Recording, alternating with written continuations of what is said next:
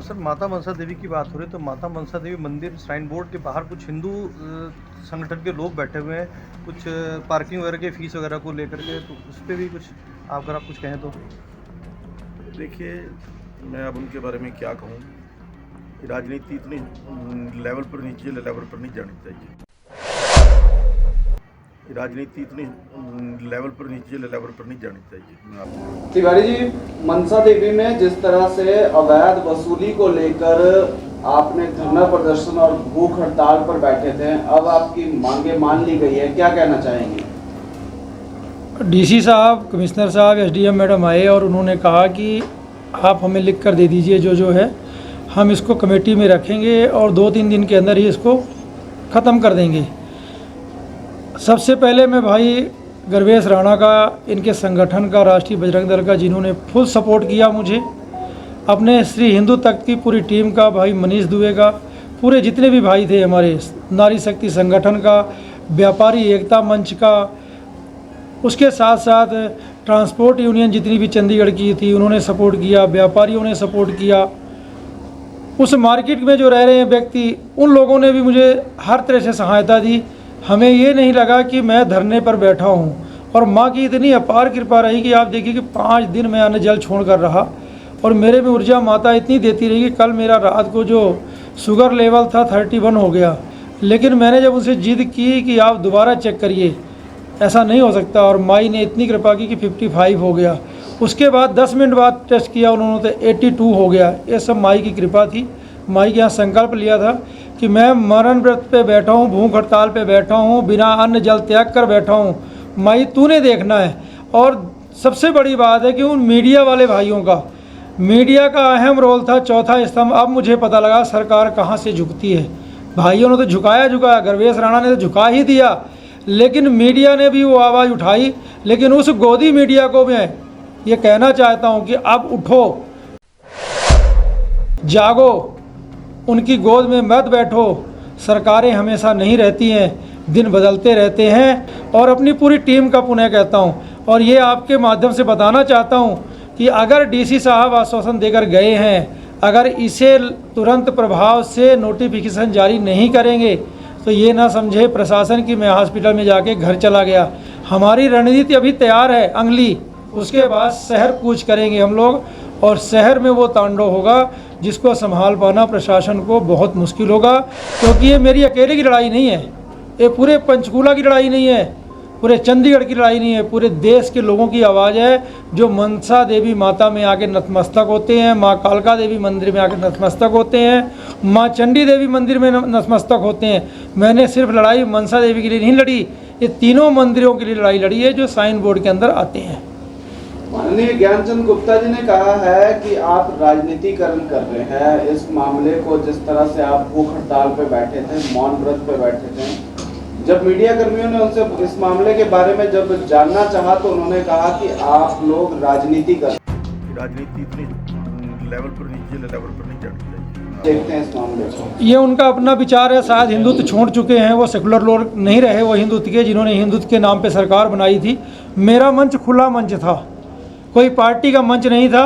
चाहे कोई कांग्रेस का आए, चाहे आम आदमी पार्टी का आए, चाहे वाल्मीकि समाज का आए, चाहे और भी जेजेपी के लोग उनके साथ पार्टी में हैं। जेजेपी के को जो मुख्यमंत्री विंडो में है केसी भारद्वाज जी, वो आए और उन्होंने कहा कि मैं इनके साथ हूँ, हमारी पूरी टीम है, अगर प्रशासन नहीं मानेगा तो हमारे डिप्टी सीएम यहाँ खुद आकर इनसे मिलेंगे। तो इसमें क्या बुराई है? ज्ञानचंद गुप्ता जी के लिए भी खुला मंच था, वो आते, हिंदुत्व की आवाज़ उठाते, खुले मंच से आके कहते जैसे डीसी साहब आए कि हम आपके साथ हैं। मेरी लड़ाई कोई ज्ञानचंद गुप्ता से नहीं थी, कोई लड़ाई मेरी अपनी निजी लड़ाई नहीं थी। मैंने कोई वहाँ मकान नहीं डालना था। मैं तो ज्ञानचंद गुप्ता जी को कहता हूँ कि आप पहले, थोड़े दिन पहले आपकी एनिवर्सरी थी, आपकी माता रानी लंबी उम्र करे, आपको सद्बुद्धि दे कि उस माता के दरबार में इस तरह का व्यापार न करें, और सीओ साहब को समझाएं या सीओ साहब को हटाएं, नहीं इसके बाद तुरंत जंग जारी रहेगी। तिवारी जी, आप हमेशा इस तरह के मामले उठाते रहते हैं, कोई निजी स्वार्थ तो नहीं है आपका? निजी स्वार्थ क्या हो सकता? मैंने कोई वहाँ नौकरी नहीं लेनी, मैं खुद इंडस्ट्री चलाता हूँ। मैंने कोई वहाँ जाके घर नहीं बनाना, मैंने वहाँ कोई चुनाव, आज तक मेरा इतने साल का हो गया, मैं चंडीगढ़ में ऐसा कोई पॉलिटिकल लीडर नहीं जो नहीं जानता हमारे दरबार में कौन नहीं आता। कहीं ऐसा तो नहीं है कि ये सब करके किसी पॉलिटिकल नहीं। ऐसा कुछ नहीं है। हमारा संगठन हमेशा उसी आदमी की सपोर्ट करता है जो सनातन की बात करता है।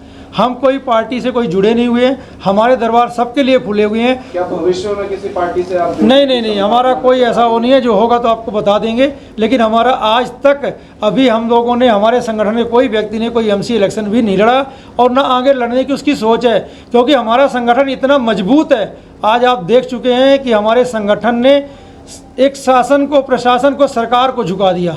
तो हमें क्या जरूरत है लड़ने की चुनाव? हमारे लड़ने के बाद हमारे दरवाजे में कोई धरने पे बैठे, हम पूरी न कर पाए, तो हम तो झुकाने वाले लोग हैं कि लोग आके दरवाजे में झुकें। अब क्या मांग करते हैं जब आपकी मांगे मान ली गई है?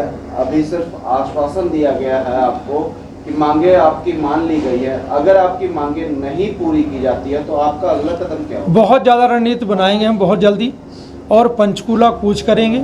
जो अगर पंचकूला के अंदर कोई भी नुकसान, कोई क्षति होती है, उसके जिम्मेवार प्रशासन होगा, जिसने आश्वासन दिया है। मेरे भाई गुरवेश राणा जो राष्ट्रीय बजरंग दल चलाते हैं, इन्होंने भी वो ताकत दिखा दी प्रशासन को कि जो सनातन का धर्म करेंगे। मैं तो ये भी कहा था कल कि अगर आप मुझे धक्के से उठा के ले जाओगे, शहर फूंक जाएगा। हमारे संगठन का इतिहास रहा है। प्रशासन को हमने बोला था कि उठा के ले चलो, तुम देख लो क्या होता है। हम ना झुकने वाले थे, ना डरने वाले थे, ना बिकने वाले थे। हम वो लोग थे। हमारे संगठन को हर हथकंडा अपनाया प्रशासन ने, लेकिन मेरे संगठन के लोग, जो हमारे जो मुहिम के चीफ थे, चेयरमैन थे हमारे मनीष दुबे जी, इन्होंने बखूबी से उस धरने को सुचारू रूप से चलाया शांतिमय प्रतीक से। नहीं तो हम चाहते कि ज्ञानचंद गुप्ता का घेराव भी कर सकते थे, लेकिन हम नहीं चाहते थे कि शहर का हम कोई नुकसान करें, क्योंकि शहर भी मेरा अपना है। मेरे अपने ही लोग रहते हैं। अगर कोई ट्रैफिक व्यवस्था नुकसान होता वो मेरी अपनी ही होती। 5 दिन के संघर्ष के अंदर पहले तो सभी मीडिया कर्मियों का बहुत बहुत धन्यवाद और बहुत बहुत हम आभार व्यक्त करते हैं, क्योंकि आप ही के द्वारा, आपके निष्पक्षता के द्वारा ये जो सारी बातें पब्लिक तक गई हैं और प्रशासन तक गई हैं, उसी के आधार पर डीसी महोदय आए थे और उन्होंने आश्वासन दिया है कि ये सारी शर्त हम आपकी मनवा देंगे। सीएम साहब के समक्ष वो रखेंगे। लेकिन हमने उनको यही कहा था कि चलो भाई साहब का स्वास्थ्य भी हमने देखा, क्योंकि इनकी भी हालत आज गंभीर हो गई थी, कि अगर ये सभी जो हमारी मांग है, अगर वो इन सभी को स्वीकार नहीं किया गया, क्योंकि ये सभी धार्मिक और सामाजिक मांग है, व्यक्तिगत न तो इसमें हमारा स्वार्थ है, ना ये व्यक्तिगत मुद्दा है। समाज के द्वारा जो हमारे पास जो भी आवेदन आए हुए थे, जो शिकायत आई हुई थी श्राइन बोर्ड की, उसी के द्वारा हमने इन चीज़ों को जो है उठाया था। तो हमने यही कहा कि अगर सकारात्मक इसमें रिस्पॉन्स नहीं मिला प्रशासन और सरकार के द्वारा, तो इस बार हम बहुत बड़ी रणनीति के साथ, दल बल के साथ पंचकुला सिटी आह्वान, इसको बंद का आह्वान देंगे और एक बहुत बड़े दल बल के साथ हम दोबारा से इस प्रदर्शन को सुचारू रूप से, नियमित रूप से इसको आगे हम चालू रखेंगे। और इस बार तो तिवारी जी बैठे थे, 10 व्यक्ति भूख हड़ताल पर रहेंगे और सिर्फ और सिर्फ इस हिंदूवादी सरकार के विरुद्ध, क्योंकि अपेक्षाएं हमारी नहीं थी कि सरकार बनने के पश्चात भी इस तरीके से हम धर्म के लिए संघर्ष करेंगे। दुबे जी, आप बीजेपी से जुड़े हुए हैं और बीजेपी सरकार के ही वरिष्ठ मंत्री ज्ञानचंद गुप्ता जी ने कहा था कि तिवारी जी जो धरना प्रदर्शन कर रहे हैं, भूख हड़ताल पे बैठे हैं, ये राजनीतिकरण है। अपनी ही पार्टी के विपक्ष में आप खड़े नजर आ रहे थे, कैसे देखते हैं इस मामले को? मैं अब उनके बारे में क्या कहूँ। राजनीति इतनी लेवल पर, नीचे लेवल पर नहीं जानी चाहिए। मैं आपको देखिए, बीजेपी का मैं कोई पदाधिकारी नहीं, मैं कोई मेंबर हूँ। पर बीजेपी को सपोर्ट आप शुरू से करते आए हैं। बीजेपी का मेरा कोई लेना देना नहीं है।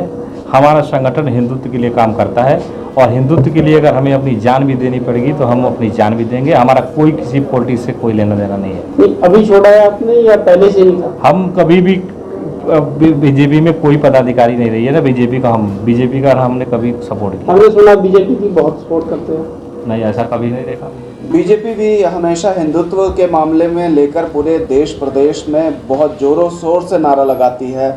आप लोगों को भी देखा गया है कि जोरों शोर से नारा लगाते हैं हिंदुत्व का, लेकिन एक वरिष्ठ मंत्री इस तरह का बयानबाजी में क्या कहेंगे आप? देखिए, हम लगातार 5 दिन से रात दिन संघर्ष हमारा जारी है। ज्ञानचंद गुप्ता जी के बयान पे क्या कहेंगे आप? ज्ञानचंद गुप्ता जी बिल्कुल गलत बयान दिए हैं। हमारी कोई राजनीतिक पार्टी नहीं है। क्या आप निंदा करते हैं उनके बयान की? उनके बयान का हम निंदा करते हैं और बयान का निंदा इसलिए करते हैं कि उन्होंने जो उनके समझ में क्या आया, क्या क्यों बोला उन्होंने, उनकी क्या दिमाग में था। हमारा कोई संगठन राजनीतिक संगठन नहीं है, ना हम किसी राजनीति से बिलोंग करते हैं। हम लोगों ने रात दिन, हमने देखा होगा, हमने लगातार आवाज़ शोषित वंचित लोगों के लिए उठाई है। वहाँ पे जो 5 दिन से हम कड़ाके की ठंड में बैठे थे और आज डीसी साहब ने आके हमारे भाई को आश्वासन दिया। आश्वासन क्या दिया, उन्होंने लिख के दिया, वो मांगे हम पूरी करेंगे। नहीं अगर मांगे पूरी करेंगे, पूरी होगी तो हम उसी प्रांगण में पंचकूला के अंदर ज़बरदस्त धरना करके हम दिखाएंगे कि मांगे कैसे मनवाई जाती है। विपक्ष या फिर जो सरकार के कोई नुमाइंदे आपकी तरफ से नहीं खड़े थे, आप जो समाज सेवी लोग हैं वही इस धरना प्रदर्शन में शामिल थे और किसी भी तरह करके सरकार के कोई नुमाइंदे नहीं आए थे। इस मामले को कैसे देखते हैं आप? हमारे धरने में सभी वर्ग के लोग आए, चाहे वो बीजेपी के थे, चाहे वो जेजेपी के थे, चाहे वो कांग्रेस के थे, चाहे किसी भी दल के थे। खुलकर किसी ने सपोर्ट नहीं किया आप लोग? हमें संगठन किसी धार्मिक संगठन को किसी पॉलिटिकल की ज़रूरत नहीं पड़ती, न ज़रूरत है, न कभी हमने हेल्प मांगी है। जिसको आना था वो आए, हम किसी को भगा भी नहीं सकते। लेकिन एक बात बता रहा हूँ, हमारा भाई गर्वेश राणा, मैं इनका धन्यवाद करूंगा कि हमारे साथ कंधा से कंधा मिला के खड़े थे। इनको भी अगर हमारी कभी ज़रूरत पड़ेगी तो इनके लिए सर कटाने के लिए हम तैयार मिलें। जय बजरंगी।